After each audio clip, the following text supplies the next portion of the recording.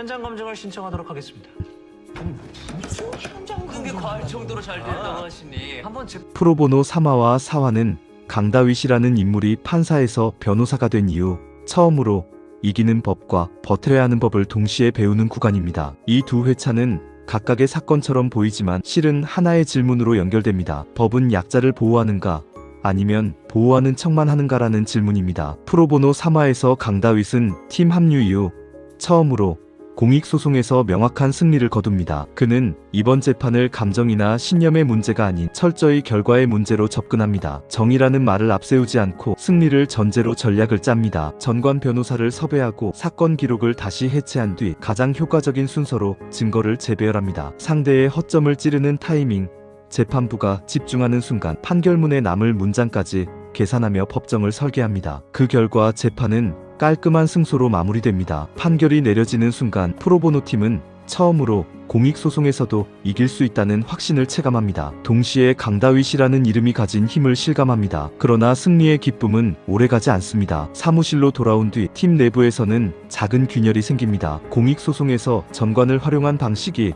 과연 옳았는지에 대한 질문이 제기됩니다. 약자를 돕는 싸움에서 권력을 빌리는 것이 정당한가에 대한 문제입니다. 강다윗은 이 질문을 회피하지 않습니다. 그는 공익소송은 이상을 증명하는 자리가 아니라 현실에서 약자를 살리는 싸움이라고 말합니다. 권력을 쓰지 않으면 권력은 언제나 약자를 짓밟는 방향으로 작동한다고 단언합니다. 그의 말은 논리적으로 옳지만 팀원들의 마음을 완전히 설득하지는 못합니다. 이 승리는 기쁨이자 동시에 불안의 시작이 됩니다. 이 무렵 강다윗의 과거를 둘러싼 또 다른 긴장감이 조용히 고개를 듭니다. 유재범 기자가 확보한 과거 통화 기록에서 특정 번호가 반복적으로 등장합니다. 그것은 강다윗이 판사로 재직하던 시절의 판사실 번호입니다. 단순한 취재 연락이라고 넘기기에는 횟수와 시점이 지나치게 정교합니다. 이 의문은 오정인과의 인터뷰 과정에서도 미묘한 균열을 만들어내며 강다윗의 과거가 아직 끝나지 않았음을 암시합니다. 그날 밤 프로보노 사무실에 12살 소년 김강훈이 찾아옵니다. 아이는 주저없이 하나님을 고소해달라고 말합니다. 어른들은 그 말을 이해하지 못하지만 아이의 눈빛은 분명합니다. 강다윗은 아이의 이야기를 듣기 시작합니다. 김강훈은 원치 않은 임신으로 태어났고 그의 어머니는 병원으로부터 충분한 선택지를 제공받지 못한 채 출산을 강요받았다는 정황이 드러납니다. 임신 중절에 대한 논의는 회피되었고 생명을 살린다는 명분 아래 개인의 선택권은 사라졌습니다. 아이는 태어났지만 그 삶을 둘러싼 책임은 어디에도 존재하지 않았습니다. 강다윗은 이 사건을 개인의 비극으로 보지 않습니다. 조사 과정에서 웅산병원의 구조적 문제가 드러납니다. 임신 중절 상담의 조직적 회피, 낙태 반대 단체에 대한 지속적인 후원, 의료윤리라는 이름으로 포장된 선택의 강요가 확인됩니다. 이는 한 병원의 문제가 아니라 특정 가치관이 제도로 굳어져 개인의 삶을 압박해온 결과입니다. 강다윗은 웅산병원을 상대로 손해배상 소송을 제기하지만 1심 재판부는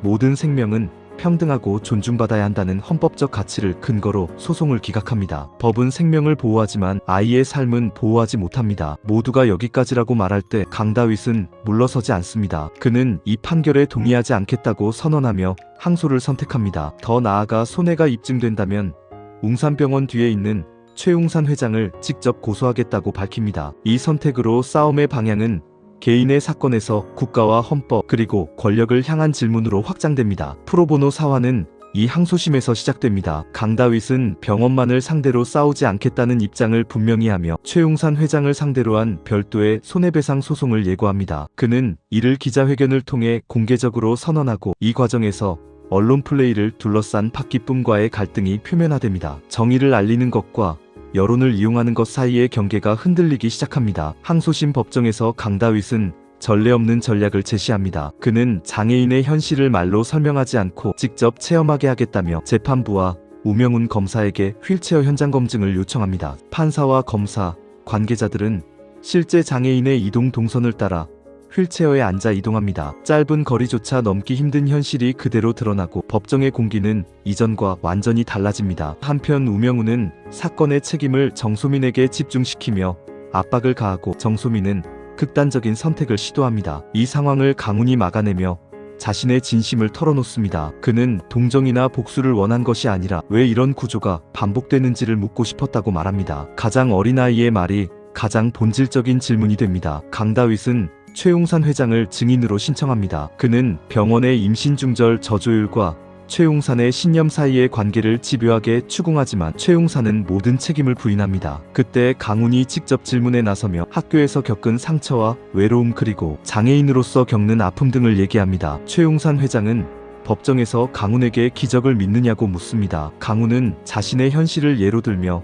그런 기적은 없다고 답합니다. 그러자 최용산은 강훈의 꿈이 우주 비행사라는 것, 좋아하는 책이 삼국지라는 것, 그리고 아이브의 유진을 좋아한다는 사실까지 정확히 말해 모두를 놀라게 합니다. 최용산은 강훈과 온라인 바둑에서 알파991이라는 아이디로 오랫동안 교류해온 바둑 친구였다고 밝힙니다. 재판 뉴스를 보고서야 자신이 겨뤄온 상대가 어린 강훈이었다는 사실을 알게 되었다고 고백하며 두 사람의 관계가 우연이 아닌 인연이었음을 드러냅니다. 이어 최용산은 자신의 과거를 털어놓습니다. 아들을 먼저 떠나보낸 뒤 삶의 의미를 잃고 신앙과 낙태 반대 운동에 집착해왔으며 이번 재판을 통해 자신의 신념을 다시 돌아보게 되었다고 말합니다. 강훈 같은 똑똑하고 야무진 아이가 이 세상에 태어난 것이 손해라는 결론은 결코 받아들일 수 없다고 선언하며 소송 취하를 요청합니다. 마지막으로 최용산은 자신의 남은 삶을 걸고 세상이 살만한 곳이라는 것을 말이 아니라 행동으로 증명하겠다고 말하며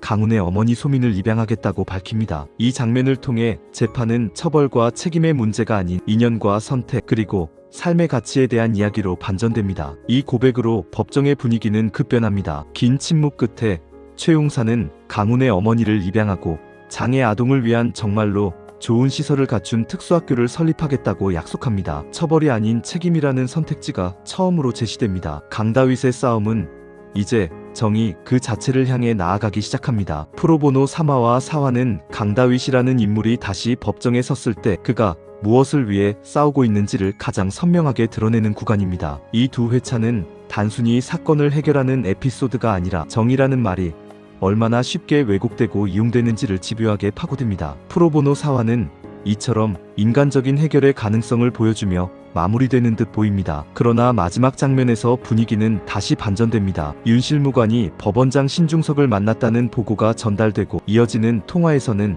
약속한 돈을 요구하는 내용이 드러납니다. 그 통화의 맥락 속에서 강다윗의 이름이 언급되며 그의 뇌물 연루 의혹이 암시됩니다. 이 회차는 정의의 실현처럼 보였던 결말 뒤에 또 다른 거래와 권력의 그림자가 존재할 수 있음을 암시하며 끝납니다. 프로보노 4화는 승리나 감동보다 정의의 얼굴 뒤에 숨겨진 불편한 질문을 남기며 다음 이야기를 예고합니다. 법정에서의 승리보다 더 큰 싸움이 시작되었음을 그리고 그 싸움은 이제 강다윗 자신을 향하고 있음을 분명히 보여주며 막을 내립니다. 회차를 거듭하며 재미를 더해가고 있는 프로보노. 다음 회차 예고편에서는 프로보노팀 변호사들이 한 팀으로 조기 축구회에 참가하는 모습과 시댁과의 어떤 불화가 있는 듯한 세 번째 의뢰인인 한 여성이 등장합니다. 다음 회차가 기대됩니다.